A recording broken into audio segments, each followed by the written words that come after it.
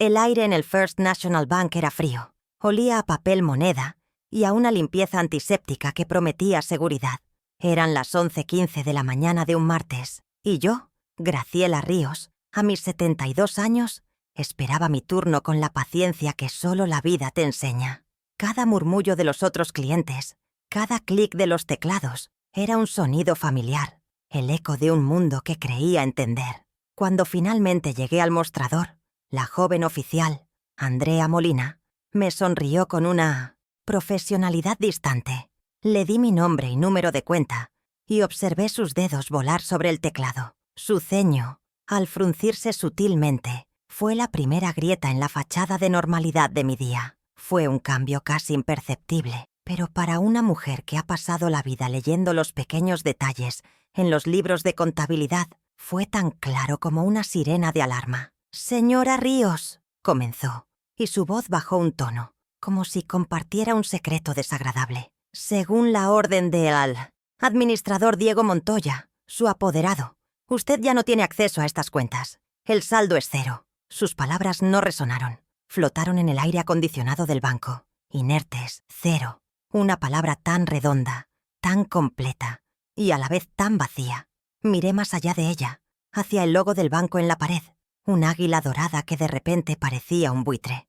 Detrás de mí, una pareja joven suspiró. Su impaciencia era una pequeña aguja en mi espalda. El guardia de seguridad, que hasta ahora había sido parte del mobiliario, me miraba de reojo.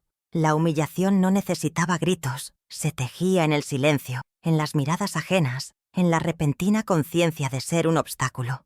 No permití que mi rostro traicionara la tormenta que se desataba en mi interior. Mi voz, cuando salió, fue tan serena como el lago en una mañana sin viento. «Entiendo. ¿Me puede dar una copia impresa de esa orden y el último estado de cuenta, por favor?» La oficial Molina pareció aliviada por mi calma. Asintió y la impresora zumbó, escupiendo la prueba de mi ruina en una hoja de papel timbrado. Me la entregó. Allí estaba, en una tipografía clara y brutal. Saldo, 0.0. Y debajo, una lista de transferencias a nombres que no reconocía, fechas que se sentían como dagas. Doblé el papel con la precisión de quien ha doblado miles de facturas y recibos. Un pliegue perfecto, y lo guardé en mi bolso, junto a mi monedero casi vacío. Este papel no era el final, era el principio. Mientras caminaba hacia la salida, sentí el peso de esa hoja en mi bolso. No pesaba como el papel, sino como el metal. Era el peso de 40 años de ahorros, de incontables noches en vela, de sacrificios silenciosos que nadie había visto ni aplaudido. Recordé mi pequeño taller de costura de 20 metros cuadrados, el zumbido constante de la máquina de coser hasta las 2 de la madrugada para pagar la matrícula universitaria de Kevin. Fueron $45,000 a lo largo de 5 años. Cada dólar ganado con el pinchazo de una aguja y el dolor en mi espalda. Él nunca supo el verdadero costo de su título.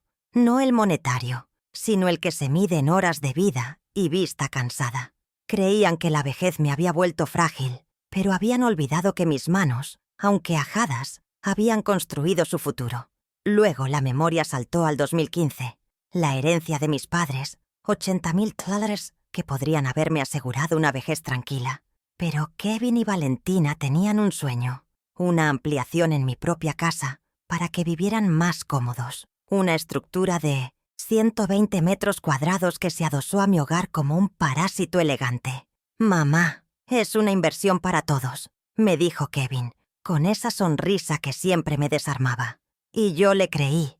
Vi a los albañiles derribar la pared de mi jardín, el lugar donde mi esposo y yo tomábamos el café por las mañanas. Vi cómo mi espacio se encogía mientras el de ellos se expandía. No fue una inversión, fue una conquista silenciosa, disfrazada de amor filial, y yo misma les había entregado las llaves del reino. Y la llave final, la que abrió la caja fuerte de mi vida, se la di en 2021. Kevin llegó con un fajo de papeles y un bolígrafo. Era un poder notarial. «Mamá, es para protegerte de los estafadores», explicó con una seriedad ensayada. «El mundo es muy complicado ahora. Fírmalo aquí. Así yo me encargo de todo el papeleo y tú descansas». La palabra «protegerte» fue el cebo. «Descansar» Fue la promesa. Firmé donde su dedo me indicó, sin leer la letra pequeña. ¿Cómo iba a desconfiar de mi propio hijo? ¿De la persona por la que había sacrificado tanto? Esa firma no fue un acto de confianza. Fue mi sentencia. Una que yo misma rubriqué, creyendo que aseguraba mi futuro cuando en realidad estaba regalando mi pasado, mi presente y mi futuro. Al llegar a casa, el silencio me recibió como un sudario. La casa, que había sido mía por más de 50 años, se sentía extraña, como un traje que ya no me quedaba. Los objetos de Valentina estaban por todas partes. Jarrones minimalistas donde antes había fotos de mis nietos. Cojines de diseñador en el sofá donde mi esposo solía dormir la siesta. Cada cambio era una pequeña puñalada. Un recordatorio constante de que yo era una invitada en mi propio hogar. Valentina me saludó desde la cocina con una mirada que me evaluaba. No me veía. ¿Fuiste al banco, Graciela? Espero que no hayas hecho esperar a la gente con tus cosas de viejos. No respondí. Me dirigí a mi habitación, el único rincón que aún sentía como mío. Fue entonces cuando escuché las risas ahogadas de mi nieto Leo desde su cuarto. Me acerqué, preocupada, y la puerta estaba entreabierta. Lo vi mirando su teléfono, con una expresión de culpa en el rostro. En la pantalla, un video. Era yo, en el jardín, tratando de usar la nueva tableta que me habían regalado. El video estaba editado con música ridícula y filtros que deformaban mi cara. La voz de mi hijo, Kevin, se escuchaba fuera de campo, riendo. Y luego, el comentario de Valentina, claro como el cristal. Mírala. La vieja ridícula ni siquiera sabe cómo prenderla. El video tenía 50.000 vistas. Sentí que el suelo desaparecía bajo mis pies. No era solo el dinero. Me habían robado la dignidad y la habían exhibido en la plaza pública del mundo digital. Leo levantó la vista y me vio. El color desapareció de su rostro. «Abuela, yo...» balbuceó, tratando de ocultar el teléfono. Le puse una mano en el hombro, con una suavidad que me sorprendió a mí misma. «Está bien, Leo. No es tu culpa. Pero no estaba bien. Aquel video era más que una broma cruel. Era una estrategia. Era la justificación que estaban construyendo para el siguiente paso. La narrativa que venderían a vecinos y amigos. Graciela está perdiendo la cabeza. La vieja ridícula. La incompetente. La que necesita ser cuidada. Comprendí que el vaciado de mis cuentas no era un simple robo. Era el primer movimiento de una campaña para anularme por completo. Y yo, sin saberlo, les había dado todas las armas. Esa noche, en la cena, el aire era espeso. Kevin y Valentina actuaban con una normalidad forzada, hablando de una fiesta que planeaban para el fin de semana. La inauguración de la nueva ala de la casa, la que yo había pagado. Me sirvieron una porción más pequeña. Olvidaron comprar el pan integral que me gustaba. Eran microagresiones, pequeñas demostraciones de poder para recordarme mi nuevo lugar en la jerarquía familiar. Cuando intenté preguntar por una de las transferencias que vi en el estado de cuenta, Kevin me interrumpió con una palmada condescendiente en la mano. «Mamá, tú de esto no entiendes. Déjamelo a mí. Son cosas de negocios, muy complejas». Su sonrisa no llegaba a sus ojos. En ese momento tomé una decisión.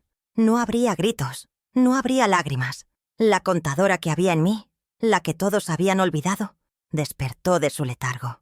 Mi vulnerabilidad siempre había sido mi amor incondicional por él, pero ellos habían confundido mi amor con estupidez, mi serenidad con debilidad. ¿Se habían olvidado de que durante 40 años, antes de ser madre a tiempo completo, yo había sido contadora?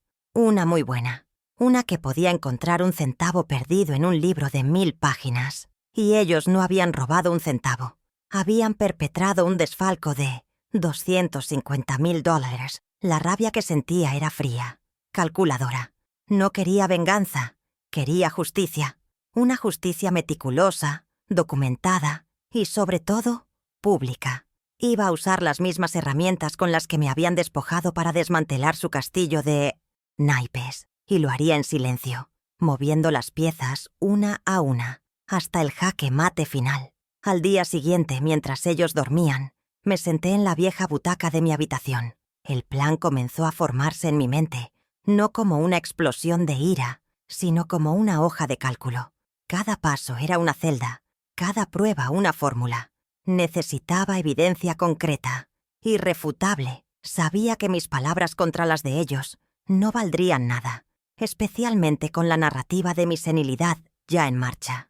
Necesitaba papel, necesitaba grabaciones, necesitaba construir un caso tan sólido que se derrumbara sobre ellos con el peso de sus propias mentiras. Mi primer objetivo era claro: obtener una copia certificada de ese poder notarial que firmé tan ciegamente. Tenía que leer cada cláusula, cada palabra, entender el alcance del arma que les había entregado.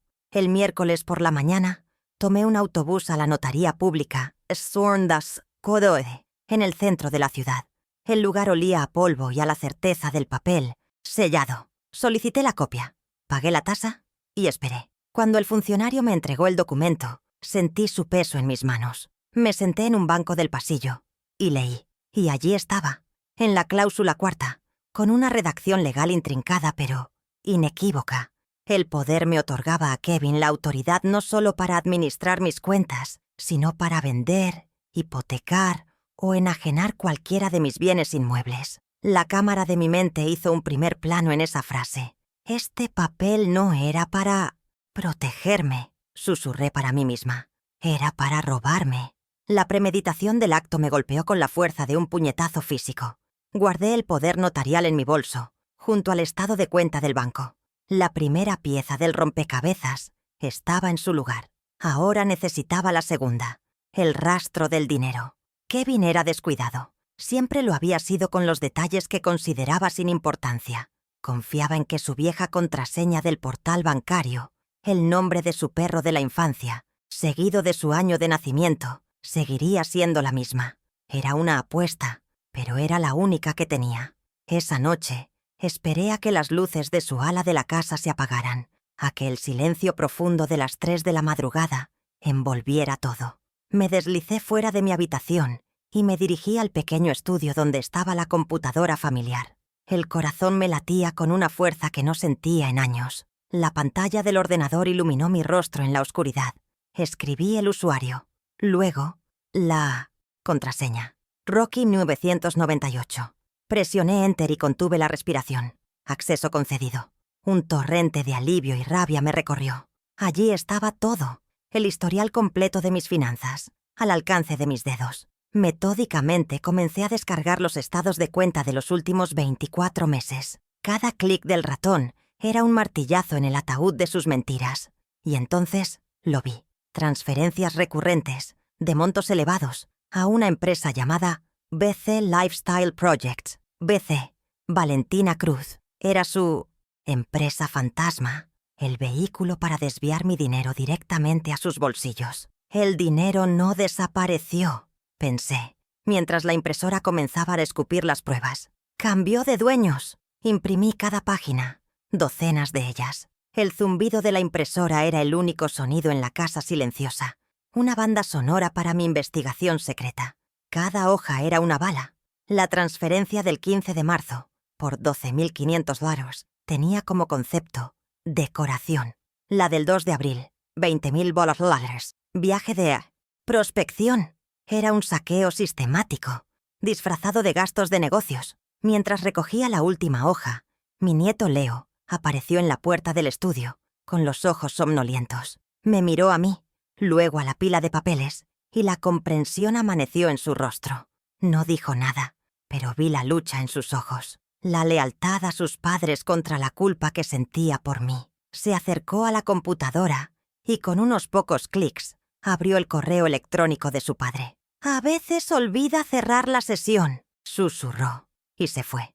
Era un regalo, una puerta abierta que no dudé en cruzar. Busqué en los correos enviados y en los borradores, y allí estaba, un borrador de un contrato de promesa de venta para mi casa. Mi casa. El precio de venta, 1.2 millones. Los nombres de los compradores, una pareja joven. La fecha de cierre, en menos de 2 meses. Imprimí el documento y lo puse sobre la pila de extractos bancarios en la mesa de la cocina. La luz del amanecer comenzaba a filtrarse por la ventana, iluminando las pruebas de su traición. Estaban vendiendo mi casa a mis espaldas, mi hogar, el lugar donde crié a mi hijo, donde mi esposo murió. Lo estaban vendiendo para financiar su farsa de una vida exitosa.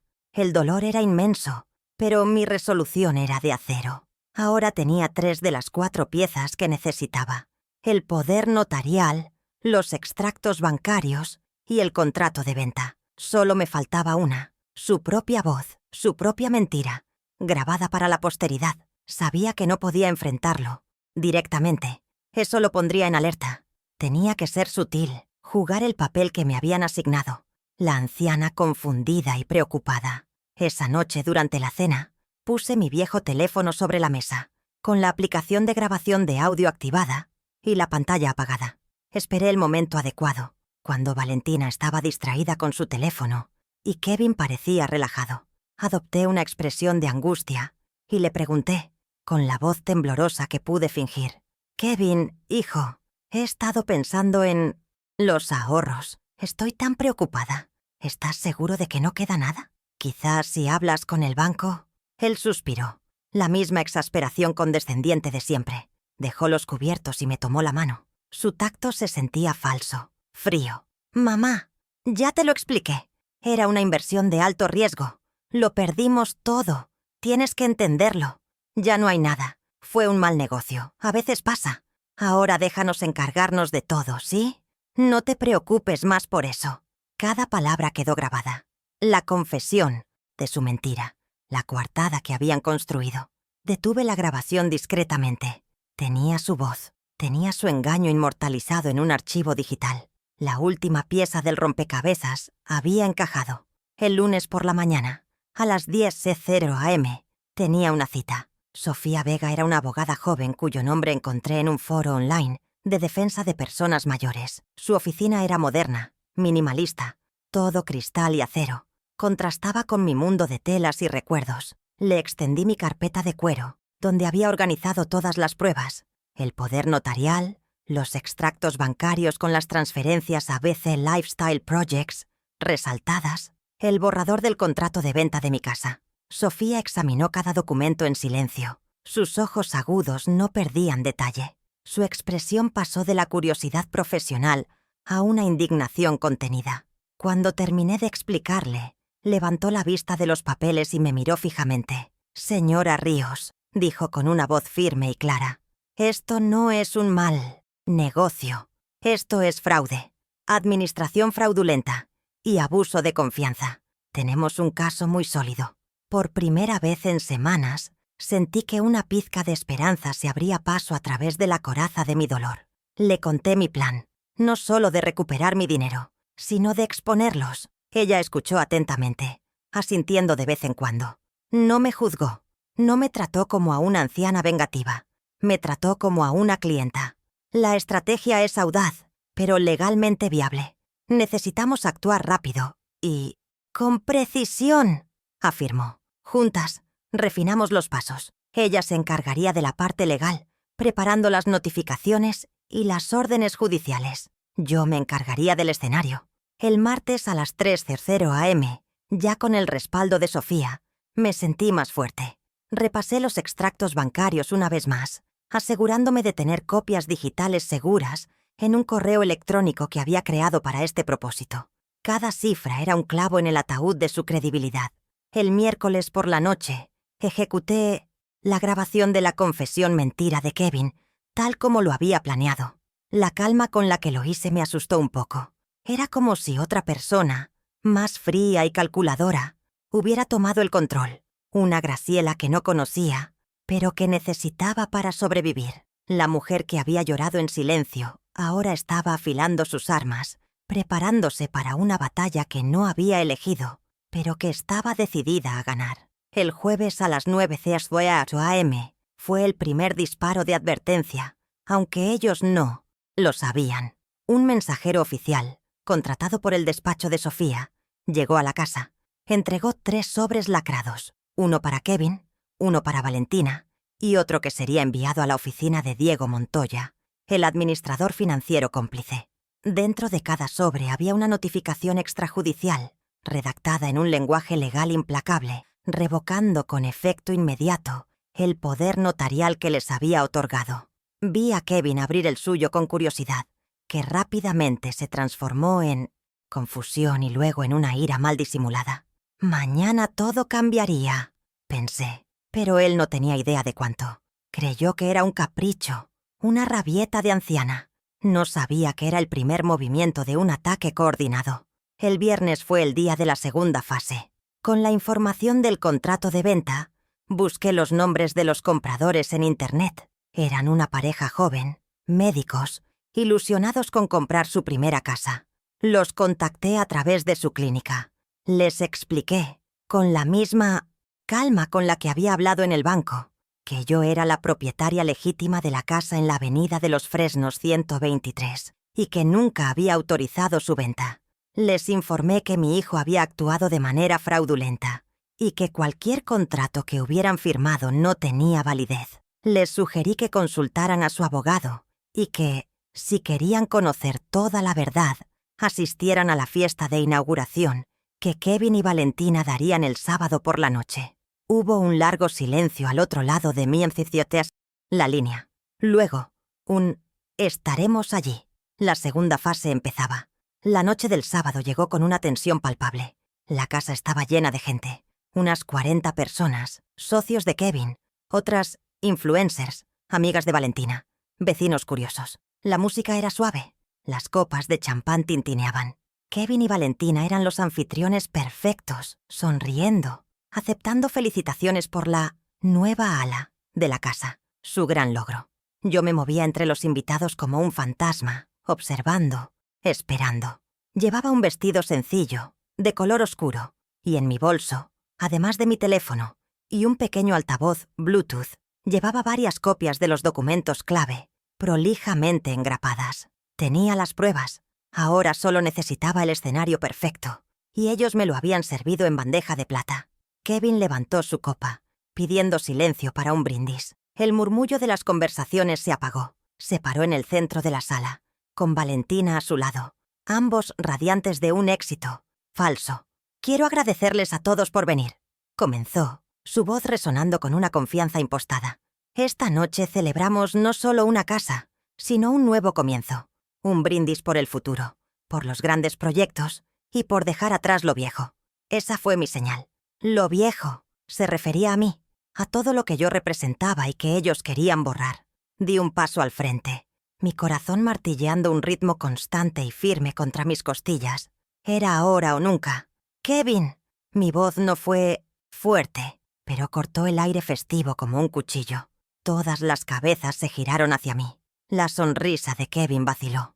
«Antes de celebrar, creo que tus invitados merecen saber qué es exactamente lo que están celebrando». El desconcierto se instaló en la sala. Valentina me lanzó una mirada asesina, pero yo no la miré a ella. Mis ojos estaban fijos en mi hijo. Saqué el pequeño altavoz de mi bolso, lo conecté a mi teléfono y presioné play. La voz grabada de Kevin llenó el silencio. «Mamá, era una inversión de alto riesgo. Lo perdimos todo. Tienes que entenderlo. Ya no hay nada». La frase quedó suspendida en el aire, desnuda y fea. El silencio que siguió fue absoluto, pesado, denso. Nadie se movía. La cara de Kevin pasó del blanco al rojo en segundos. Valentina parecía a punto de desmayarse. Antes de que pudieran reaccionar, me moví con una calma deliberada. Comencé a repartir las copias de los extractos bancarios a los invitados clave, a los socios de Kevin, a los vecinos más influyentes. «Una inversión de alto riesgo», repetí en voz alta, mientras ellos leían.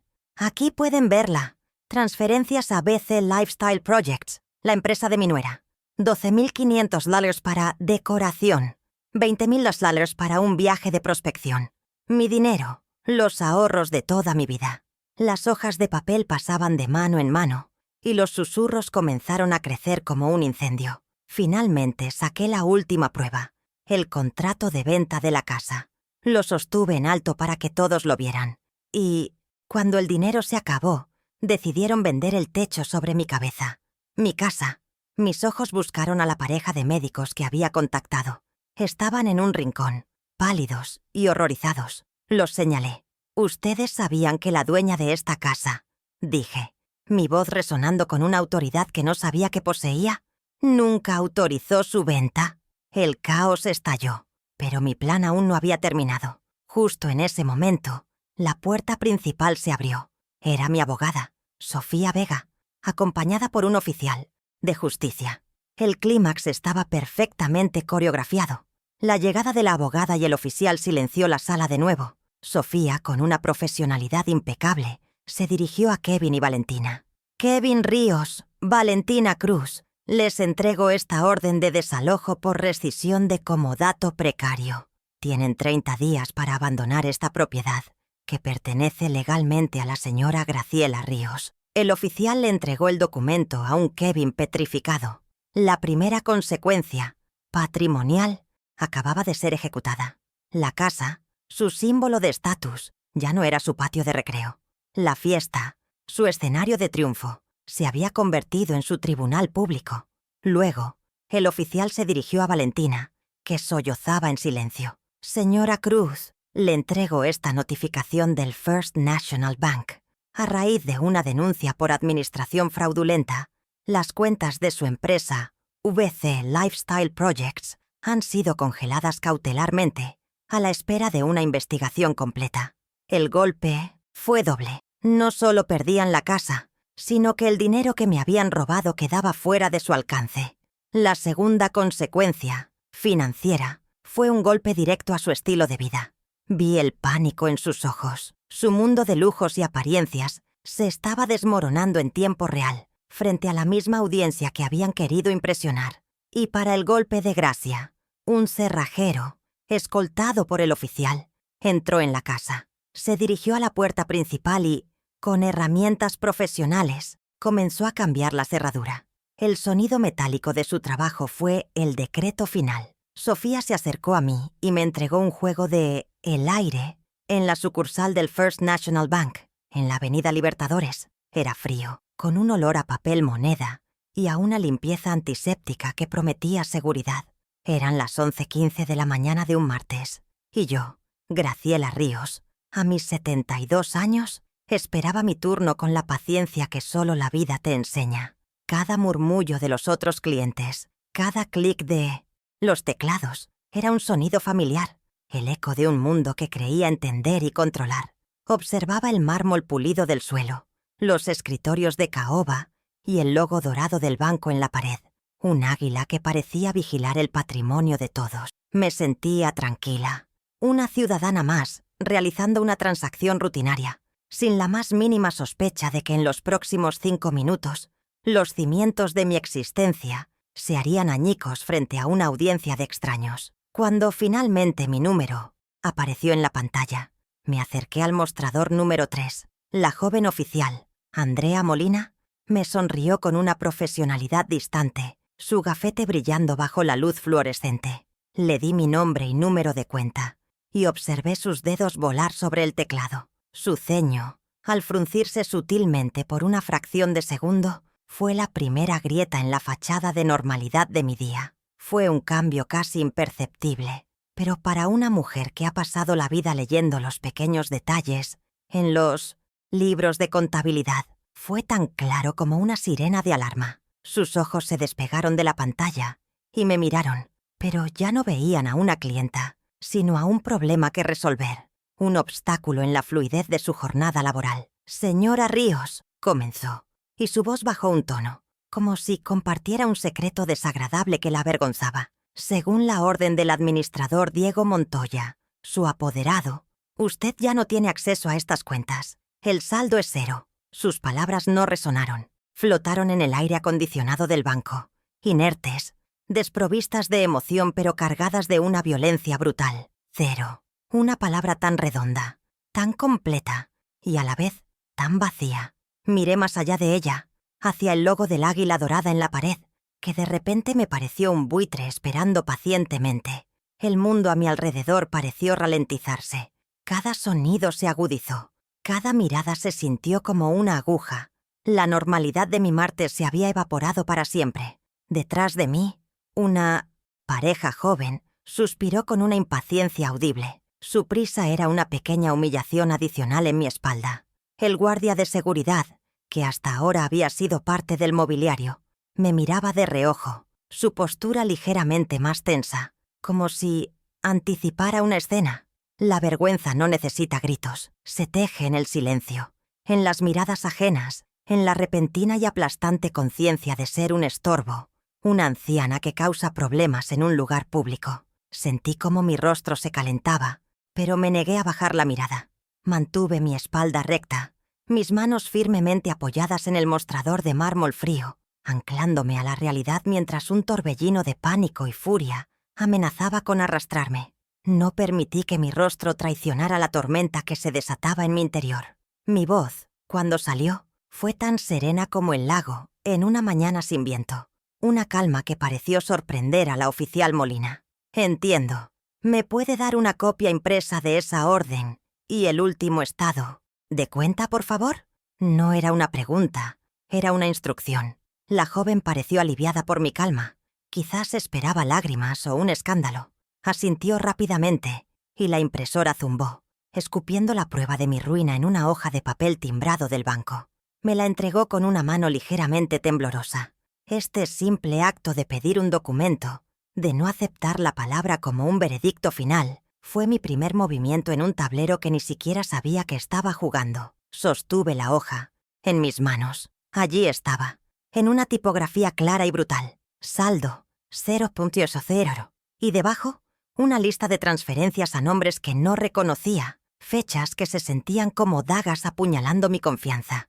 Cada línea era un testimonio del saqueo silencioso. Doblé el papel con la precisión de quien ha doblado miles de facturas y recibos a lo largo de su vida. Un pliegue perfecto, y lo guardé en mi bolso, junto a mi monedero casi vacío. La hoja de papel, el objeto prueba, se sentía pesada, como una lápida.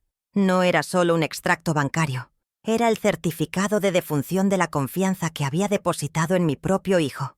Era el arma del crimen, y yo misma acababa de recogerla de la escena. Mientras caminaba hacia la salida, con la espalda erguida y la mirada al frente, sentí el peso de esa hoja en mi bolso. No pesaba como el papel, sino como el metal frío de la traición. Era el peso de 40 años de ahorros, de incontables noches en vela, de sacrificios silenciosos que nadie había visto ni aplaudido. Recordé mi pequeño taller de costura de 20 metros cuadrados, el zumbido constante de la máquina hasta las 2 de la madrugada para pagar la matrícula universitaria de Kevin. Creían que la vejez me había vuelto frágil, olvidadiza, incompetente. Habían olvidado que mis manos, aunque ajadas por la edad y el trabajo, habían construido su futuro. Y también habían olvidado que esas mismas manos sabían perfectamente cómo desmantelarlo todo, pieza por pieza. La memoria de mi taller, de costura, allá por el 2002, es tan nítida como el zumbido de mi vieja máquina Singer. Aquel cuarto de apenas 20 metros cuadrados olía a tela de algodón, al aceite de la máquina y al café recalentado que me mantenía despierta hasta las 3 de la madrugada. Mis manos, que ahora tiemblan un poco, eran entonces fuertes y ágiles, moviéndose bajo la luz amarillenta de una única lámpara. Cada puntada, cada dobladillo, era un pequeño ladrillo en la construcción del futuro de Kevin. Su matrícula universitaria costó exactamente $45,000 a lo largo de 5 largos años. Él solo veía el cheque que yo le entregaba al inicio de cada semestre. Nunca vio las noches en vela, los dedos acalambrados, ni la vista que fui perdiendo poco a poco. Hilo a hilo, sacrificio a sacrificio. Durante esos 5 años, llevé una doble vida. De día era madre, la que preparaba el desayuno y se aseguraba de que su ropa estuviera limpia. De noche me convertía en una obrera silenciosa en mi propia casa. Mientras Kevin dormía, soñando con su futuro como agente inmobiliario, yo cosía vestidos para las tiendas del centro, reparaba uniformes y aceptaba cualquier trabajo que me permitiera juntar dólar por dólar. Él hablaba con entusiasmo de sus clases de economía y marketing, sin saber que la lección más importante de finanzas se estaba impartiendo en el cuarto de al lado, una lección de sudor y perseverancia que él nunca tuvo que aprender. Pagué por su educación, pero el verdadero precio, el que se mide en 1.900 horas de vida, nunca apareció en ninguna factura. Él creció creyendo que el dinero era algo que simplemente existía, un recurso que fluía naturalmente en su dirección. Nunca me preguntó cómo lo lograba. Nunca se sentó a mi lado mientras yo trabajaba. Para él, mi cansancio era invisible. Mis sacrificios eran el estado natural de la maternidad. Aceptó su título universitario como si fuera un derecho de nacimiento, no el producto de miles de horas de mi trabajo nocturno.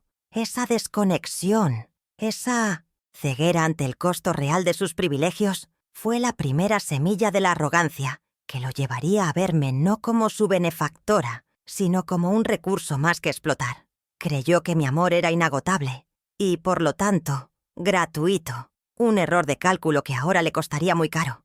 Luego, el tiempo saltó al 2015. Mis padres me dejaron una herencia de $80,000, una suma que para mí representaba la paz. Era la promesa de una vejez sin sobresaltos, la oportunidad de reparar el techo, quizás hacer ese viaje a la costa que mi esposo y yo siempre pospusimos. Sostuve el cheque del banco en mis manos y sentí, por primera vez en mucho tiempo, una sensación de seguridad absoluta. Era mi red, mi colchón, el fruto del trabajo de mis padres y el símbolo de mi futura independencia. Durante unas pocas semanas, me permití soñar con una vida más tranquila, una en la que el zumbido de la máquina de coser fuera solo un recuerdo y no una necesidad inminente. Pero los sueños, a veces, son brutalmente efímeros. Fue entonces cuando Kevin y Valentina desplegaron sus planos sobre la mesa de mi comedor, cubriendo el mantel que mi madre había bordado. Proponían una ampliación de 120 metros cuadrados, adosada a mi casa. «Mamá, es una inversión para todos», dijo Kevin, con esa sonrisa ensayada que siempre lograba desarmarme. «Así estaremos más cerca. Podremos cuidarte mejor». Valentina asentía, hablando de espacios abiertos y diseño moderno. Me vendieron la idea de una familia unida bajo un mismo techo, pero en sus ojos yo no veía amor filial, sino el brillo de la codicia. Querían mi dinero, pero lo disfrazaron de preocupación, convirtiendo mi herencia en el capital inicial para su proyecto de vida, un proyecto construido literal y figurativamente sobre mis cimientos. La construcción fue una invasión. Durante meses, mi hogar se llenó del estruendo de los martillos y el polvo del cemento. Vi cómo derribaban la pared de mi jardín, el lugar sagrado donde mi esposo y yo habíamos plantado rosales. Vi cómo mi espacio vital se encogía mientras el de ellos se expandía, una moderna estructura de 2 pisos que empequeñecía mi modesta casa. Los $80,000 se evaporaron en ventanas de doble acristalamiento, pisos de madera importada y una cocina de diseño que yo nunca usaría. No fue una inversión, fue una conquista silenciosa.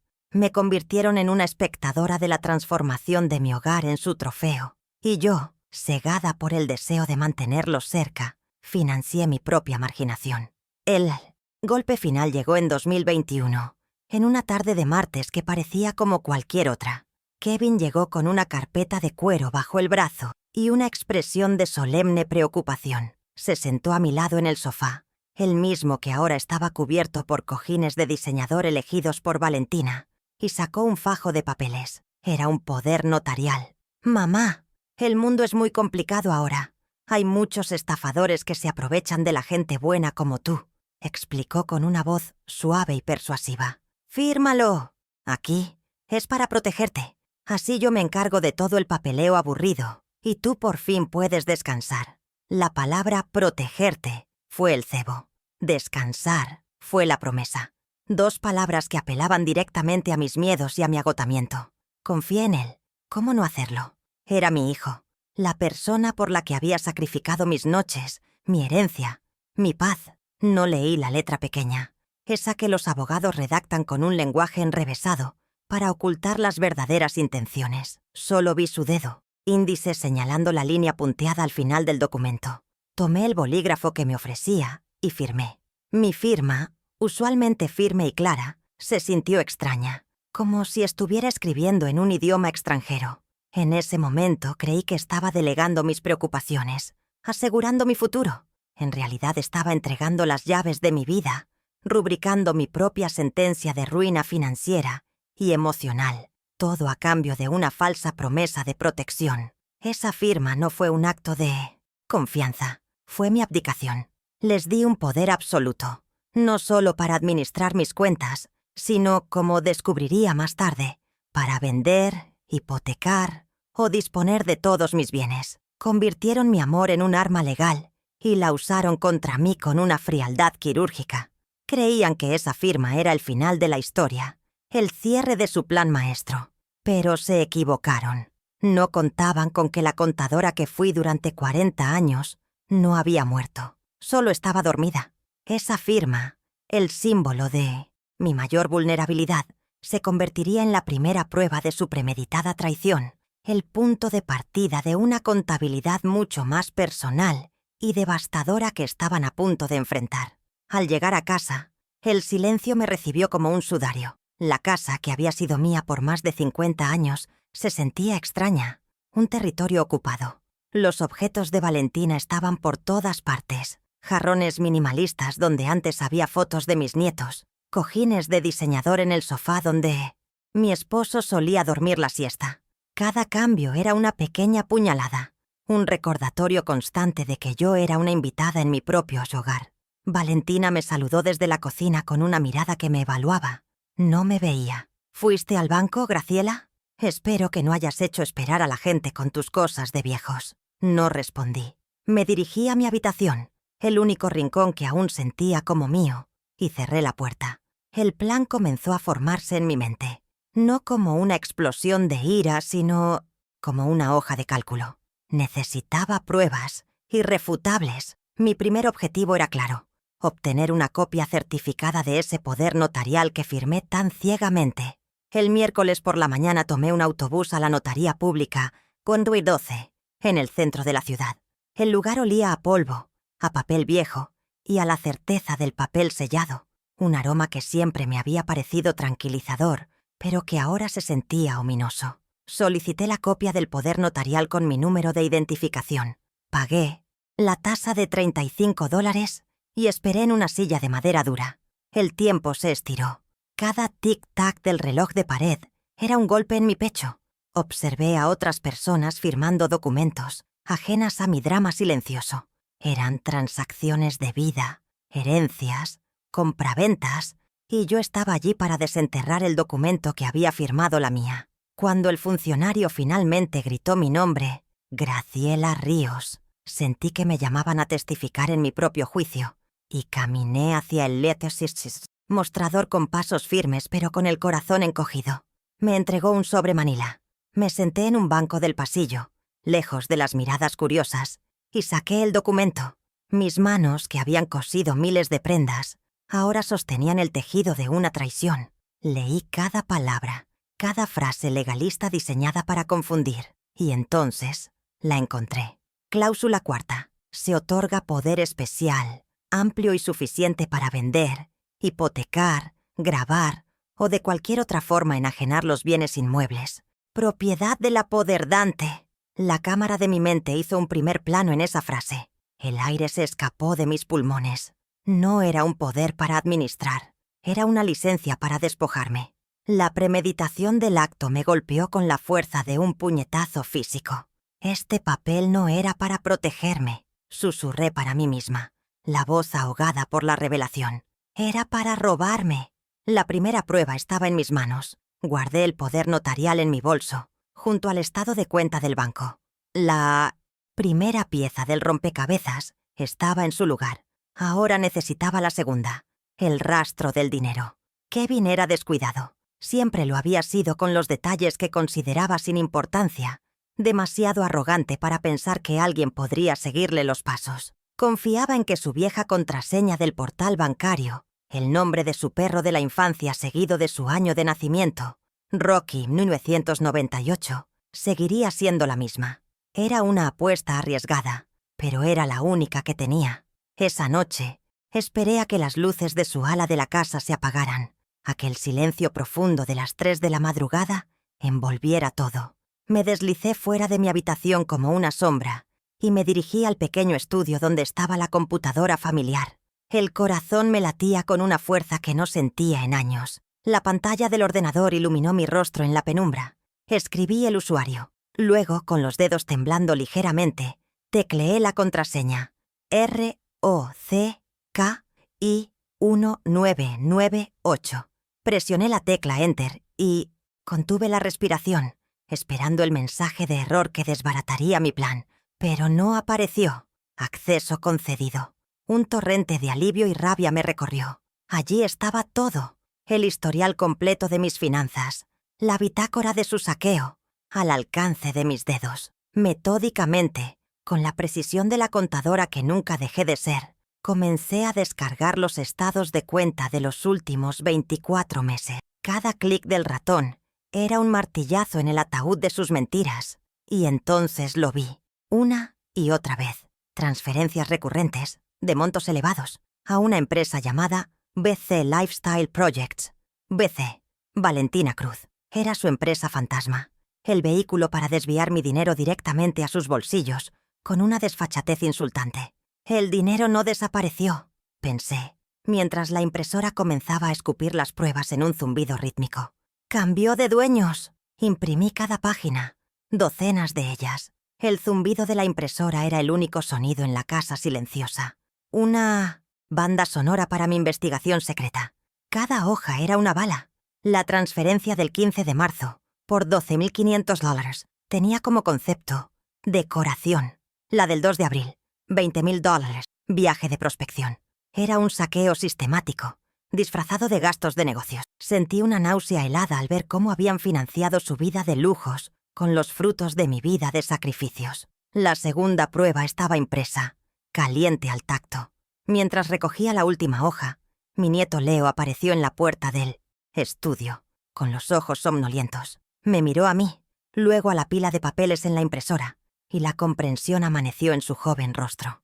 No dijo nada, pero vi la lucha en sus ojos, la lealtad a sus padres contra la culpa que sentía por mí, por aquel video, por todo. Se acercó a la computadora y con unos pocos clics rápidos y silenciosos, abrió el programa de correo electrónico de su padre. «A veces olvida cerrar la sesión», susurró, sin mirarme a los ojos, y se fue tan sigilosamente como había llegado. Fue un regalo inesperado, una puerta abierta que no dudé en cruzar. Era la validación silenciosa que necesitaba, la señal de que no estaba completamente sola en esa casa de extraños. Busqué en los correos enviados y en la carpeta de borradores, y allí estaba, un correo electrónico con el asunto «Contrato de venta, Avenida de los Fresnos, 123». Lo abrí con el corazón en un puño. Era un borrador de un contrato de promesa de venta para mi casa. Mi casa. El precio de venta, 1.2 millones. Los nombres de los compradores, una pareja joven. La fecha de cierre, en menos de 2 meses. Imprimí el documento y lo puse sobre la pila de extractos bancarios en la mesa de la cocina. La primera luz del amanecer comenzaba a filtrarse por la ventana, iluminando las pruebas de su traición definitiva. Estaban vendiendo mi casa a mis espaldas, mi hogar, el lugar donde crié a mi hijo, donde mi esposo murió. Lo estaban liquidando para financiar su farsa de una vida exitosa. El dolor era inmenso, pero mi resolución era de acero. Ahora tenía 3 de las 4 piezas que necesitaba: el poder notarial, los extractos bancarios y el contrato de venta. Solo me faltaba una, su propia voz, su propia mentira, grabada para la posteridad. Sabía que no podía enfrentarlo directamente. Eso lo pondría en alerta. Tenía que ser sutil, jugar el papel que me habían asignado. La anciana confundida y preocupada. Esa noche, durante la cena, puse mi viejo teléfono sobre la mesa, con la aplicación de grabación de audio activada y la pantalla apagada. Esperé el momento adecuado, cuando Valentina estaba distraída con su propio teléfono y Kevin parecía relajado después de una copa de vino. Adopté una expresión de angustia, dejé caer mi tenedor y lo miré con los ojos llenos de una falsa y temblorosa vulnerabilidad. «Kevin, hijo», comencé, mi voz sonando frágil y quebrada. Un logro de actuación del que me sentí extrañamente orgullosa. He estado pensando en los ahorros. Estoy tan preocupada. ¿Estás seguro de que no queda nada? Quizás si hablas con el banco. Él suspiró, la misma exasperación condescendiente de siempre. Dejó los cubiertos y me tomó la mano. Su tacto se sentía falso, frío, como el de un actor en un escenario. «Mamá, ya te lo expliqué. Era una inversión de alto riesgo. Lo perdimos todo. Tienes que entenderlo. El mercado es así. Ya no hay nada. Fue un mal negocio. A veces pasa. Ahora déjanos encargarnos de todo, ¿sí? No te preocupes más por eso. Cada palabra quedó grabada. La confesión de su mentira. La coartada que habían construido. Detuve la grabación discretamente. Tenía su voz. Tenía su engaño inmortalizado en un archivo digital. La última pieza del rompecabezas había encajado. El lunes por la mañana, a las 10:00 am en punto, entré en el despacho de Sofía Vega. Su oficina en el piso 15 de un edificio de cristal y acero era el antónimo de mi vida. Olía a café recién hecho y a ambición, no a hilos y recuerdos. Le extendí mi carpeta de cuero donde había organizado metódicamente cada prueba. El poder notarial con la cláusula cuarta resaltada, los extractos bancarios con las transferencias a BC Lifestyle Projects circuladas en rojo, el borrador del contrato de venta de mi casa y el teléfono con el archivo de audio listo para ser reproducido. Sofía examinó cada documento en un silencio que me pareció eterno. Sus ojos agudos no perdían detalle. Su expresión pasó de la curiosidad profesional a una indignación contenida. Por primera vez en 1900 semanas, no me sentí como una víctima, sino como la autora de un caso irrefutable. «Señora Ríos», dijo finalmente, levantando la vista de los papeles y mirándome directamente a los ojos. Su voz era firme y clara, desprovista de lástima. «Esto no es un mal negocio. Esto es fraude, administración fraudulenta y abuso de confianza. Tenemos un caso tan sólido como una roca». Sentí que una pizca de esperanza se abría paso a través de la coraza de mi dolor. Le expliqué mi plan, no solo de recuperar mi dinero, sino de exponerlos en el escenario que ellos mismos habían construido para celebrar su triunfo. Ella escuchó atentamente, asintiendo de vez en cuando. No me juzgó, no me trató como a una anciana vengativa. Me trató como a una clienta con una estrategia. La estrategia es audaz, pero legalmente viable. «Necesitamos actuar rápido y con precisión», afirmó, y juntas comenzamos a refinar los pasos. El primer movimiento, acordamos, debía ser inmediato y contundente. Revocar el poder notarial. Era el equivalente a cortar la fuente de poder del enemigo. Sofía redactó una notificación extrajudicial, un documento legal impecable que anulaba con efecto inmediato cualquier autoridad que Kevin tuviera sobre mis bienes. «Este documento será entregado por un mensajero oficial el jueves por la mañana», explicó Sofía, «a su hijo, a su nuera y una copia certificada al administrador financiero, Diego Montoya, y al banco. Será el primer disparo de advertencia. No podrán realizar ninguna otra transacción en su nombre a partir de ese momento». Por primera vez en años, sentí que las riendas de mi vida volvían a mis manos. No era una petición. Era una orden. El plan silencioso había comenzado a ejecutarse, y el primer paso estaba a solo unas horas de concretarse. Regresé a casa y encontré a Kevin y Valentina en la cocina, riendo mientras descorchaban una botella de vino caro, probablemente pagada con mi dinero. Celebraban que habían cerrado un trato para un nuevo cliente. Su alegría, ignorante, era casi obscena. Me miraron con la condescendencia habitual, ajenos a la tormenta que se gestaba en silencio. «¿Quieres una copita, mamá? Aunque quizás es muy fuerte para ti», dijo Valentina con una sonrisita. Asentí con amabilidad y rechacé la oferta. Esa noche, mientras los escuchaba planear los detalles de su fiesta del sábado, la fiesta que se convertiría en su juicio público, no sentí ni una pizca de culpa. La contadora en mí solo veía un balance que debía ser ajustado, una deuda que estaba a punto de ser cobrada con intereses devastadores. El jueves a las 9:00 am en punto, el timbre sonó. Yo ya estaba esperando, sentada en mi butaca con un libro entre las manos, aunque no leía. Un mensajero con un uniforme impecable estaba en la puerta, sosteniendo 3 sobres lacrados con el sello del despacho de Sofía Vega. Kevin bajó las escaleras, molesto por la interrupción. Firmó el acuse de recibo con fastidio y tomó los sobres. Abrió el suyo con curiosidad, que rápidamente se transformó en confusión y luego en una ira mal disimulada al leer las primeras líneas. «¿Qué demonios es esto?», exclamó mirándome. Yo simplemente levanté la vista de mi libro. «No sé de qué hablas, hijo». Creyó que era un capricho, una rabieta de anciana. No sabía que era el primer movimiento de un ataque coordinado. Ese documento no era solo papel, era la primera pared de su castillo de naipes que yo derribaba. Kevin pasó el resto del día haciendo llamadas furiosas a su cómplice, Diego Montoya, cuyas respuestas evasivas pude escuchar desde mi habitación. Valentina intentó interrogarme, alternando entre una dulzura falsa y amenazas veladas. Graciela, no sé qué juego estás jugando, pero más te vale detenerlo. Kevin está muy estresado. Yo mantuve mi serenidad, respondiendo a todo con frases cortas y ambiguas. Los había puesto a la defensiva. Los había llenado de una incertidumbre que los carcomía. Habían perdido el control y ni siquiera entendían cómo. La revocación del poder era la base de todo. Ahora estaban legalmente impedidos de seguir saqueándome, y su plan de vender mi casa quedaba, de momento, congelado. El viernes por la mañana ejecuté la segunda fase, una que requería una precisión quirúrgica. Con la información del borrador del contrato de venta, busqué los nombres de los compradores en Internet. Eran una pareja joven, médicos, ilusionados con comprar su primera casa en la Avenida de los Fresnos, 123. Encontré el número de su clínica y llamé. Me preparé para la conversación, ensayando mi tono. Debía sonar creíble, serena, no como una anciana desesperada. Necesitaba que me escucharan, que confiaran en mi palabra por encima de la de su agente inmobiliario, mi hijo. Cuando la recepcionista me pasó con el doctor, respiré hondo.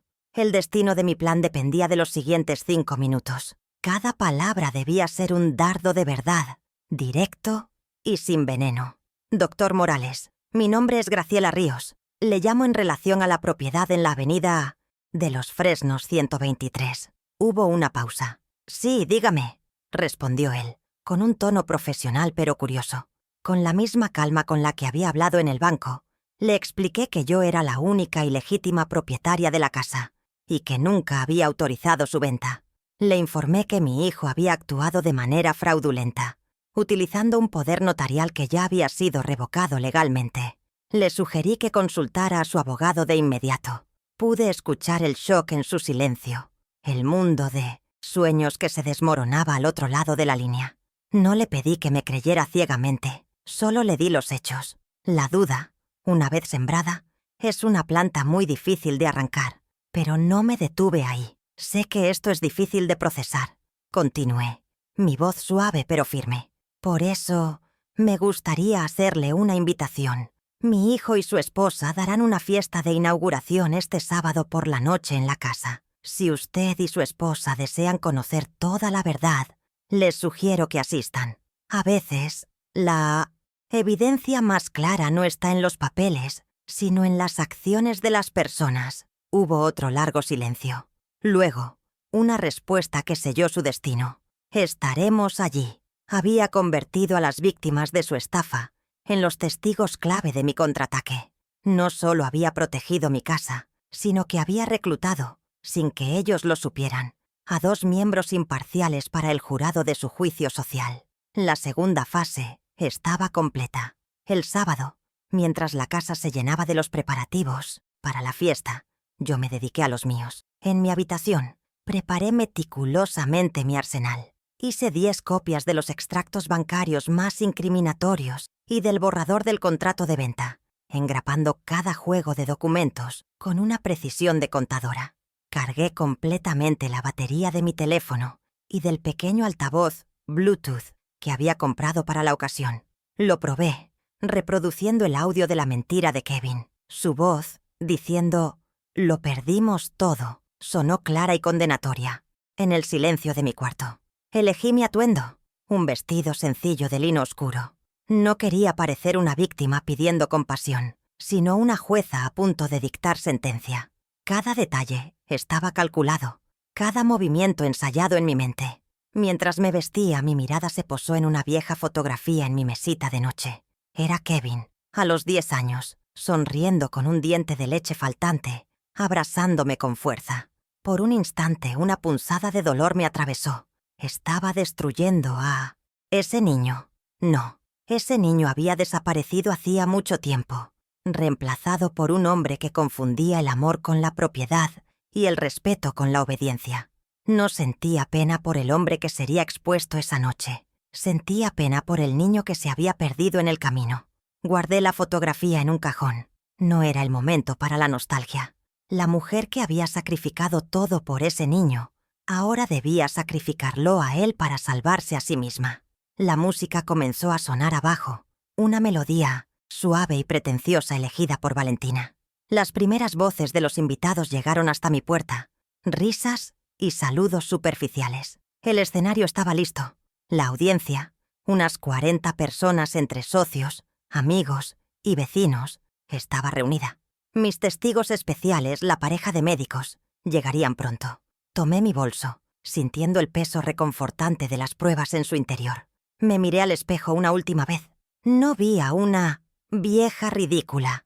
Vi a Graciela Ríos, la contadora, la estratega, la sobreviviente. Respiré hondo, abrí la puerta de mi habitación y bajé las escaleras para asistir a la fiesta que marcaría el final de su farsa y el comienzo de mi liberación. El plan silencioso había terminado.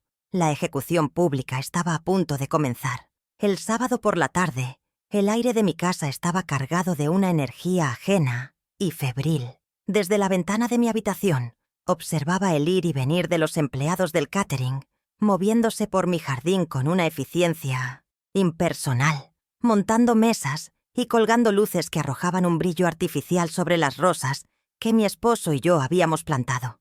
Valentina, con un vestido demasiado elegante para la hora, les daba órdenes con gestos imperiosos, mientras Kevin caminaba de un lado a otro en el porche, con el teléfono pegado a la oreja, su rostro una máscara de tensión que intentaba disimular con una sonrisa forzada para quien pasara.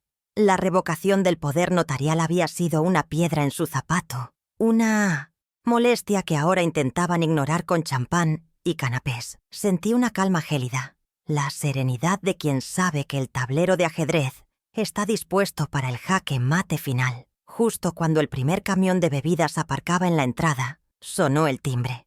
No era un invitado. Era demasiado temprano. Valentina abrió la puerta con una expresión de fastidio que se acentuó al ver a Mirta Salinas, mi vecina de toda la vida, con un pequeño pastel en las manos. «Estamos muy ocupados ahora, Mirta», espetó Valentina, intentando cerrar la puerta. Pero yo ya estaba bajando las escaleras. «Mirta, qué alegría. Pasa, por favor. Valentina, querida, haz que nos preparen 2 cafés en la cocina». Mi tono no admitía discusión. Fue un pequeño acto de soberanía, recuperar un fragmento de mi autoridad en mi propio hogar. Valentina me fulminó con la mirada, pero obedeció, rechinando los dientes. Invité a Mirta a la cocina, lejos del epicentro del caos organizado, un pequeño santuario de normalidad en 1900, medio de la farsa. Mientras el ruido de la fiesta en preparación zumbaba al otro lado de la puerta, Mirta me miró con sus ojos agudos y preocupados. «Graciela, no quiero ser entrometida, pero ayer por la tarde vi a tu hijo en el jardín, hablando por teléfono. Estaba gritando, muy alterado». Se inclinó un poco más cerca, bajando la voz. Lo escuché decir algo que me heló la sangre. Le decía a alguien, creo que a ese tal Diego Montoya, tenemos que acelerar la venta. La vieja está tramando algo. Necesito que los compradores firmen en la fiesta. Tráelos. Les ofreceremos un descuento si es necesario, pero tiene que ser mañana. Cada palabra de Mirta era una pieza que encajaba en el rompecabezas. La fiesta no era solo una celebración, era una emboscada para cerrar la venta fraudulenta de mi casa. Agradecí a Mirta con un abrazo que transmitía más de lo que mis palabras podían decir. Cuando se fue, me quedé sola en la cocina, el aroma del café mezclándose con el olor a cera para muebles. La información que me había dado cambiaba todo. Mi plan de una revelación dramática ya no era solo una cuestión de justicia, era una carrera contra el reloj. Kevin no estaba esperando al lunes, no estaba siguiendo los procedimientos, estaba desesperado. Y un hombre desesperado es impredecible y peligroso. La pequeña victoria de haberlo puesto nervioso con la notificación legal había tenido una consecuencia inesperada. Había acelerado sus planes, convirtiendo su fiesta de estatus en el escenario de su crimen final. Debía actuar esa misma noche. o perdería mi hogar para siempre. Cuando salí de la cocina me topé con Kevin en el pasillo. Su sonrisa de anfitrión había desaparecido, reemplazada por una mueca de furia contenida. Me agarró del brazo, su mano apretando con más fuerza de la necesaria. ¿De qué estabas hablando con esa vieja chismosa, mamá? ¿Qué demonios estás planeando? Te vi salir de la notaría el otro día. Tienes que detener esta locura ahora mismo. Estoy tratando de asegurar nuestro futuro. Tu futuro, siseó. Su aliento olía a menta y ansiedad. La amenaza velada de declararme incompetente flotaba en el aire entre nosotros. Era la primera vez que usaba la fuerza física, una línea que nunca había cruzado. Su miedo lo estaba volviendo torpe, revelando al matón que se escondía bajo el traje de agente inmobiliario exitoso. No me inmuté. Lentamente bajé la mirada hacia su mano que aprisionaba mi brazo, y luego la levanté para encontrarme con sus ojos. Mi voz salió, nivelada, cortante como un trozo de hielo. «Suéltame, Kevin. No estás en posición de hacer amenazas». No lo dije como una súplica, sino como una orden. La sorpresa en su rostro fue mi pequeña victoria. Aflojó el agarre, y yo retiré mi brazo con una calma deliberada. Me alisé la manga del vestido y di un paso atrás, reclamando mi espacio. «Y ten más cuidado con lo que dices y a quién se lo dices. Las paredes de esta casa tienen oídos y, sobre todo, tienen memoria». Me di la vuelta y subí las escaleras, dejándolo solo en el pasillo, aturdido por una firmeza que no sabía que yo poseía. La dinámica de poder acababa de cambiar para siempre. La fiesta comenzó puntualmente a las 8. La música suave, las risas forzadas y el tintineo de las copas llenaron la planta baja. Desde lo alto de la escalera, observaba la escena como si fuera una obra de teatro. Y entonces los vi llegar.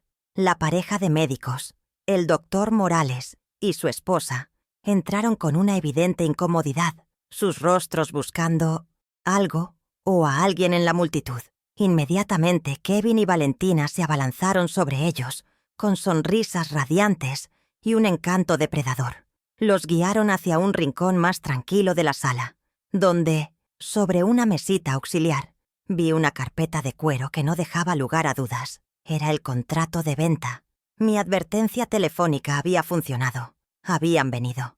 Pero el plan de Kevin también estaba en marcha. La colisión era inminente. Justo cuando me preparaba para bajar y entrar en la arena, una figura apareció a mi lado en la penumbra del pasillo superior. Era Leo. No dijo una palabra. Sus ojos, llenos de una mezcla de miedo y resolución, se encontraron con los míos. En su mano extendida había un pequeño objeto rectangular y pesado. Una batería externa para teléfono, por si acaso, susurró, y me la entregó. Su tacto fue breve, pero el gesto fue monumental. Era su forma de decirme que lo sabía, que estaba de mi lado, que me apoyaba en la batalla que estaba a punto de librar. Tomé el pequeño dispositivo que se sentía como un talismán y asentí. Era el último impulso de valor que necesitaba. No estaba sola. La futura generación de esta familia, al menos, todavía tenía una brújula moral. Conecté el cargador a mi teléfono dentro del bolso, asegurándome de que mi arma principal tuviera toda la energía que necesitaba. Respiré hondo. El aire olía a perfume caro y a la comida que se estaba sirviendo. Comprobé por última vez el contenido de mi bolso. Los 10 juegos de documentos engrapados, el pequeño altavoz Bluetooth ya emparejado con mi teléfono. Y ahora, la batería externa que me había dado Leo. Todo estaba en su lugar. Comencé a bajar la gran escalera, mis pasos lentos y deliberados sobre la alfombra. Nadie me prestó atención. Todos los ojos estaban fijos en el espectáculo de Kevin y Valentina, que reían y servían más champán a la joven pareja de médicos. Yo no era una anciana invisible. Era una general inspeccionando el campo de batalla antes de dar la orden de atacar. Llegué al último escalón y me detuve, mezclándome con las sombras cerca de una gran planta. Desde mi posición, tenía una vista perfecta de la escena. Vi a Kevin abrir la carpeta de cuero sobre la mesa, deslizar los papeles hacia el doctor Morales y ofrecerle un elegante bolígrafo de plata. «Es solo una formalidad para asegurar el precio antes de que el mercado suba la próxima semana», le oí decir con su voz más melosa. Ese era el momento, el punto de no retorno. el instante preciso en que el fraude estaba a punto de consumarse frente a una audiencia de 40 testigos. La pequeña victoria de haber sembrado el pánico en él estaba a punto de convertirse en una guerra total. El silencio estratégico había terminado. Era hora de que mi voz, después de tantos años, finalmente se escuchara. Kevin levantó su copa de champán, el cristal tallado reflejando las luces de la nueva araña que colgaba del techo. Un suave tintineo de su cuchillo contra la copa silenció el murmullo de los 40 invitados. Se paró en el centro de la sala, con Valentina a su lado, ambos radiantes de un éxito falso y costoso. «Quiero agradecerles a todos por venir», comenzó, su voz resonando con una confianza impostada que había perfeccionado en sus ventas inmobiliarias. «Esta noche celebramos no solo una casa, sino un nuevo comienzo. Un brindis por el futuro, por los grandes proyectos y por la valentía de dejar atrás lo viejo para abrazar lo nuevo». Esa fue mi señal. Lo viejo. Se refería a mí, a todo lo que yo representaba y que ellos querían borrar. El aire festivo se detuvo para mí y supe que el momento había llegado. «Kevin». Mi voz no fue fuerte, pero cortó el aire tibio y perfumado de la sala como un cuchillo de hielo. Todas las cabezas se giraron hacia mí, una marea de rostros curiosos y confundidos. La sonrisa de anfitrión de Kevin vaciló, congelándose en una máscara de sorpresa. Valentina me lanzó una mirada que contenía una advertencia asesina, pero yo no la miré a ella. Mis ojos estaban fijos en mi hijo, el niño al que le había enseñado a decir la verdad y que ahora vivía en una montaña de mentiras. Di un paso al frente, saliendo de la penumbra. «Antes de celebrar el futuro, creo que tus invitados merecen saber exactamente sobre qué cimientos lo estás construyendo. Merecen saber la verdad de este nuevo comienzo». El silencio se hizo denso, expectante. Saqué el pequeño altavoz negro de mi bolso, un objeto moderno que parecía fuera de lugar en mis manos. Lo coloqué sobre una mesita auxiliar y con un movimiento tranquilo lo conecté a mi teléfono. La luz azul parpadeó, confirmando la conexión.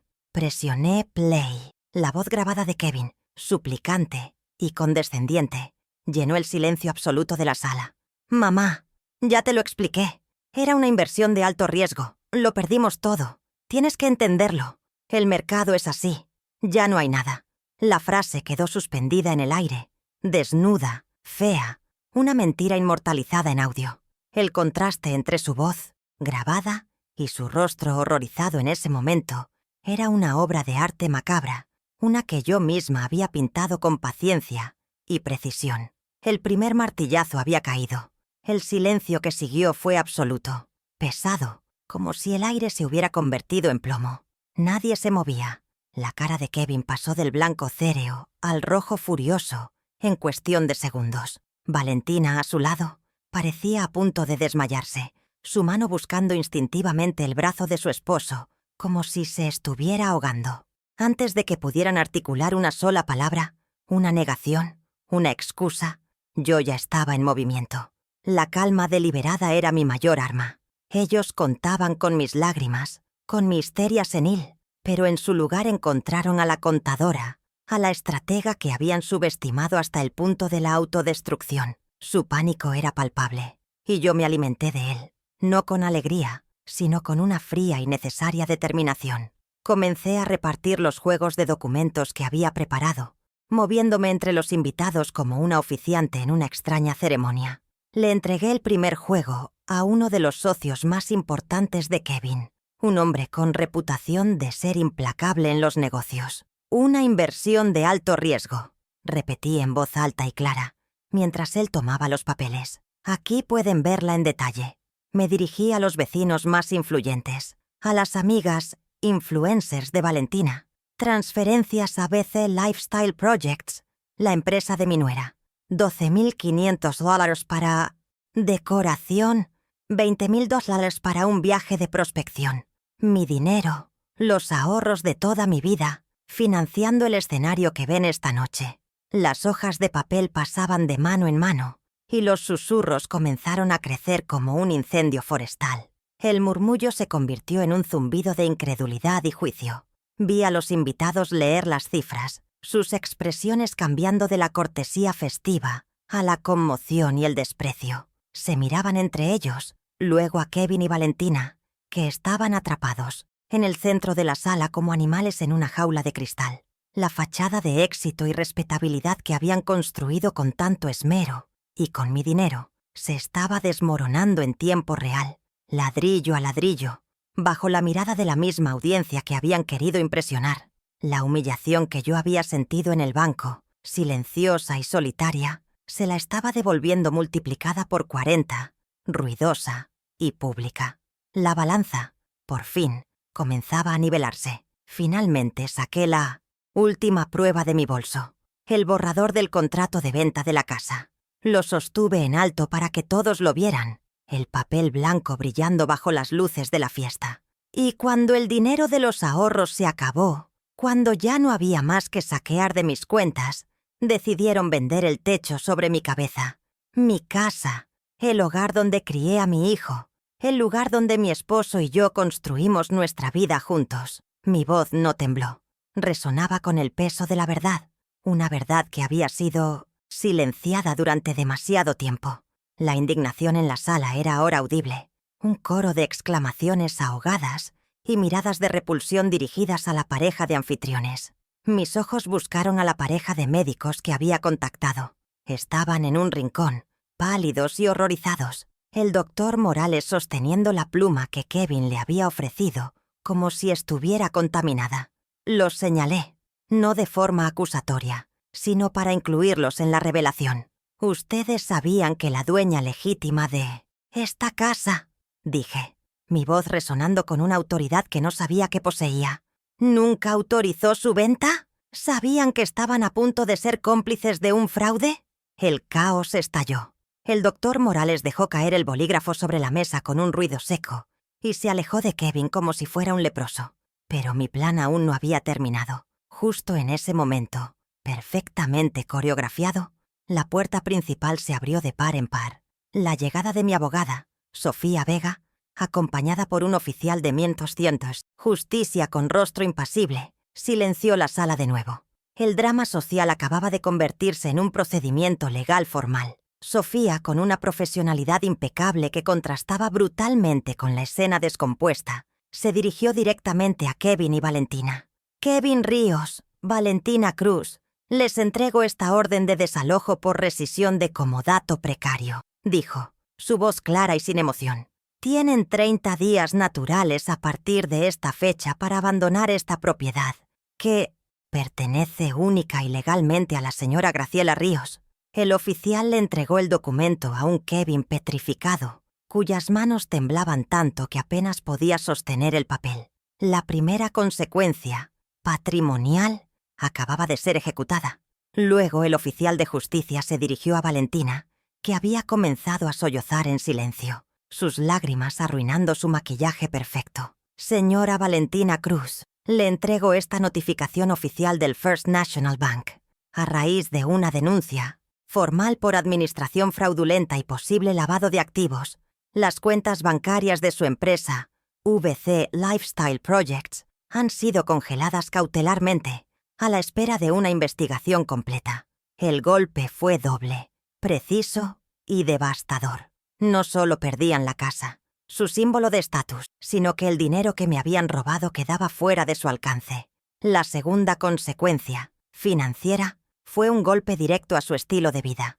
Vi el pánico puro en sus ojos, su mundo de lujos y apariencias se estaba desmoronando frente a todos. Y para el golpe de gracia, un cerrajero, que había entrado discretamente detrás del oficial, se dirigió a la puerta principal, sacó sus herramientas y con una eficiencia profesional comenzó a cambiar la cerradura. El sonido metálico y agudo de su trabajo fue el decreto final de su expulsión. Cada clic y giro, un eco de su caída. El ruido llenó la sala silenciosa, una banda sonora fría y mecánica para el fin de su reinado. Era un acto simple, pero su simbolismo era absoluto. Les estaba quitando físicamente el acceso, el control, el poder sobre mi hogar y mi vida. Era la manifestación tangible de que el juego había terminado y yo, la vieja ridícula, había ganado. Sofía se acercó a mí y me entregó un juego de llaves nuevas, brillantes y frías al tacto. Las tomé, sintiendo su peso sólido en la palma de mi mano. Era el peso de mi hogar recuperado, de mi dignidad restaurada. Luego me volví hacia Kevin y Valentina, que me miraban con una mezcla de odio y desesperación. No sentí triunfo, solo una resolución tranquila. Saqué una de las llaves del llavero, la de la pequeña ala de invitados que ellos nunca usaban. Me acerqué y se la ofrecí a Kevin. «Tienen 30 días», le dije en voz baja, para que solo él la escuchara. «Pueden quedarse en el cuarto de invitados mientras encuentran un lugar. No soy un monstruo como ustedes». La fiesta, su escenario de triunfo, se había convertido en su tribunal público y ahora se disolvía en un éxodo silencioso. Los invitados se marchaban a toda prisa, evitando nuestras miradas, susurrando entre ellos mientras recogían sus abrigos. Nadie se despidió de Kevin o Valentina. Su muerte social fue tan rápida como brutal. En menos de 10 minutos, la casa quedó en silencio, solo rota por los sollozos ahogados de Valentina y el sonido final del cerrajero cerrando su caja de herramientas. Kevin y Valentina estaban solos, de pie en medio de los restos de su fiesta, rodeados de copas a medio, beber y canapés intactos, 2 estatuas en las ruinas de su propio engaño. Los observé por un momento, no con odio, ni siquiera con lástima. Los observé con la distancia de una contadora que acaba de cerrar un libro de cuentas. La deuda había sido saldada. El balance, finalmente, estaba en orden. Me di la vuelta, subí las escaleras hacia mi habitación, dejando atrás el desastre que ellos habían creado y que yo simplemente me había encargado de iluminar. El aire en mi casa, por primera vez en 1800 años, se sentía limpio, ligero, respirable, se sentía mío. La puerta de mi habitación se cerró con un suave clic, el sonido más dulce que había escuchado en mucho tiempo. Era el sonido de la paz, de la justicia y del poder recuperado. La primera noche, después de que el último coche de policía se fuera y el cerrajero me entregara el juego de llaves definitivo, la casa se sumió en un silencio que no había experimentado en años. Era un silencio denso, casi palpable, que olía a perfume caro, abandonado a toda prisa y a restos de una fiesta que murió antes de nacer. Caminé lentamente por cada habitación, tocando las paredes, los muebles, como si estuviera conociendo mi propio hogar de nuevo. La nueva ala, la que habían construido con mi dinero, se sentía como un mausoleo frío y ajeno, pero el resto de la casa, mi casa, parecía respirar aliviada, liberándose de un peso invisible. Apagué las luces que ellos habían dejado encendidas, una a una, y en la penumbra sentí que no solo estaba recuperando una propiedad, sino un santuario que había sido profanado. A la mañana siguiente, me desperté con el canto de los pájaros en mi jardín, no con el ruido estridente de la licuadora de Valentina preparando sus batidos verdes. La luz del sol se filtraba por mi ventana sin la sombra de su imponente ampliación. Bajé a la cocina y preparé mi café, a mi manera, en mi vieja cafetera de filtro. Me senté en mi butaca favorita, esa que habían relegado a un rincón, y sostuve la taza, caliente entre mis manos. No había prisa, no había tensión, no había miradas de juicio. Por primera vez en mucho tiempo, el aire en mi casa no estaba cargado de expectativas ajenas ni de microagresiones. Era simplemente aire, limpio y ligero. En ese simple acto de tomar café en silencio, en mi propio espacio, sentí una paz tan profunda que me hizo darme cuenta de cuán prisionera había estado. Una semana después, el teléfono sonó.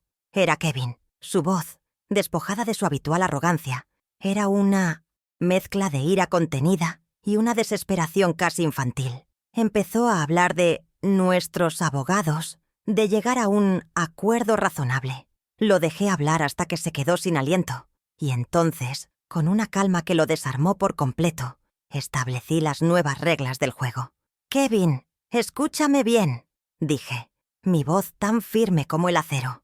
«A partir de ahora, toda comunicación sobre asuntos financieros o legales se hará exclusivamente a través de nuestros respectivos abogados. Si tú o Valentina desean visitarme, deberán concertar una cita previa con al menos 48 horas de antelación. Y esas visitas, si yo decido concederlas, se realizarán únicamente en el porche, Mi casa ya no es su anexo. Pude escuchar su respiración entrecortada al otro lado de la línea, el sonido de su incredulidad. «¿En el porche? Mamá, soy tu hijo», exclamó, su voz subiendo de tono hasta convertirse en un grito agudo. Detrás, escuché la voz de Valentina gritando algo ininteligible. No me inmuté. No... Entré en su drama. Simplemente esperé a que su rabieta se apagara. «Esas son mis condiciones, Kevin. No son negociables. Has confundido mi amor con un derecho de propiedad. Y ese error de cálculo ha terminado. Tienes 30 días». Y sin esperar respuesta, colgué. Dejar el teléfono en su base fue un acto de poder definitivo. Había cortado el cordón umbilical de la manipulación emocional para siempre. Ya no era la madre a la que podían recurrir, sino la propietaria que les exigía respetar sus límites. Los días siguientes fueron una purga, tanto física como emocional. Con una energía que no sentía en décadas, empaqué cada objeto que Valentina había introducido en mi hogar. Los jarrones minimalistas, los cojines de diseñador, los libros de arte que nadie leía. Todo fue a parar a cajas de cartón que apilé en la entrada de su ala de la casa, un recordatorio silencioso de su inminente partida. Luego, con un cuidado amoroso, desempaqué mis propios tesoros, las fotografías en blanco y negro de mis padres, el mantel bordado por mi abuela, los pequeños recuerdos de viajes con mi esposo. Cada objeto que volvía a su lugar era como una pieza de mi propia alma que regresaba a casa. La casa dejó de ser un showroom de revista para volver a ser el mapa de mi vida. Mi siguiente proyecto fue mi antiguo taller de costura, aquel cuarto de 20 metros cuadrados, testigo de mis mayores sacrificios. Olía a polvo y a recuerdos agridulces. La vieja máquina de coser Singer seguía en un rincón, cubierta por una lona. Por un momento sentí la sombra del agotamiento de aquellas noches interminables, pero luego la sensación cambió. Ya no veía ese lugar como una celda de trabajo forzado, sino como el crisol donde se había forjado mi resistencia. Fue aquí donde aprendí el valor del trabajo meticuloso, de la paciencia, de la atención al detalle. Decidí que este espacio no sería un monumento al pasado, sino el cuartel general de mi futuro. Lo convertiría en una pequeña oficina, un centro de mando para mi nueva vida. Leo se convirtió en mi aliado más leal en esta nueva etapa. Venía a verme después de la escuela, no por obligación, sino con un entusiasmo genuino. Me ayudó a limpiar el taller, a montar un escritorio nuevo y a instalar una computadora moderna. Una tarde, mientras conectaba los cables, se detuvo y me miró con los ojos llenos de una culpa que ya no necesitaba cargar. «Abuela, lo del video, lo siento tanto», susurró. Le puse una mano en el hombro. «Leo, todos cometemos errores, pero tú también tomaste una decisión valiente esa noche, cuando me dejaste el correo abierto. Me diste una de las herramientas que necesitaba para luchar. Estamos a mano». Su sonrisa de alivio fue la verdadera victoria, la prueba de que el legado de decencia en mi familia no estaba completamente perdido. La noticia de lo ocurrido en la fiesta se extendió por el vecindario como un reguero de pólvora. Pronto, mis amigas de toda la vida, como Mirta, empezaron a visitarme, no con lástima, sino con una nueva clase de respeto. Y con ellas traían sus propias preocupaciones, sus propios miedos sobre poderes notariales que habían firmado sin leer, sobre hijos que manejaban sus finanzas con demasiada opacidad. Escuchando sus historias, me di cuenta de que mi caso no era único. Mi dolor era el dolor silencioso de muchas mujeres de mi generación, a quienes se les había enseñado a confiar ciegamente. Fue entonces cuando mi propósito se hizo claro. Mi experiencia no sería solo mi historia de liberación, sino un manual de advertencia y empoderamiento para otras. Transformé mi nueva oficina en un pequeño centro de ayuda informal. Mirta fue mi primera clienta. Juntas nos sentamos frente a la pantalla de la computadora y le enseñé a acceder a su portal bancario, a leer un extracto detallado, a identificar transferencias sospechosas. Leo, que se había vuelto un experto en hojas de cálculo, nos ayudó a crear un presupuesto simple. Pronto, otras 2 vecinas se unieron. No cobraba nada, por supuesto. El pago era ver el alivio en sus rostros, la chispa de confianza en sus ojos al entender sus propias finanzas. Estaba usando mi vieja habilidad de contadora no para contar dinero, sino para restaurar la dignidad de mis amigas, una cuenta a la vez. A través de Sofía me mantuve al tanto de las consecuencias formales. La investigación sobre BC Lifestyle Projects había revelado una red de evasión fiscal, y Valentina enfrentaba cargos serios. La licencia inmobiliaria de Kevin fue suspendida mientras se investigaba el intento de venta fraudulenta. Su castillo de naipes, construido sobre mi dinero y su arrogancia, se había derrumbado por completo. No sentí alegría ni sed de venganza al escuchar las noticias. Sentí la fría satisfacción de un balance contable que finalmente cuadraba. Eran las consecuencias lógicas y predecibles de sus acciones. La justicia, como los números, no miente, simplemente es. Una tarde de primavera, me senté en mi jardín, el mismo que Valentina había querido pavimentar para poner una barbacoa de diseño. Las rosas que mi esposo y yo habíamos plantado estaban en plena floración, sus colores más vibrantes que nunca. El aire olía a tierra húmeda y a flores. Observé mis manos, las mismas manos ajadas que habían cosido para pagar una educación, que habían firmado un documento de traición y que finalmente habían tecleado en una computadora para reclamar lo que era suyo. No sentía amargura hacia Kevin, sentía una profunda y serena distancia. Lo había perdido como hijo mucho antes de la fiesta, pero en el proceso me había encontrado a mí misma. Había descubierto una fortaleza que no sabía que poseía. Mi nieto Leo salió al jardín con 2 tazas de té. Se sentó a mi lado y hablamos, no del pasado, sino del futuro. Me contó sus planes para la universidad. Quería estudiar Derecho, inspirado por Sofía. Lo escuché, sintiendo una oleada de orgullo y esperanza. El ciclo de engaño se había roto con él. Miré el sol ponerse, tiñendo el cielo de naranjas y púrpuras, y una certeza se instaló en mi corazón, tan clara y sólida como una verdad matemática. La contabilidad final de mi vida no se mediría en dólares, sino en dignidad. Me quitaron el dinero, pero me devolvieron la voz, y mi voz, descubrí, vale mucho más.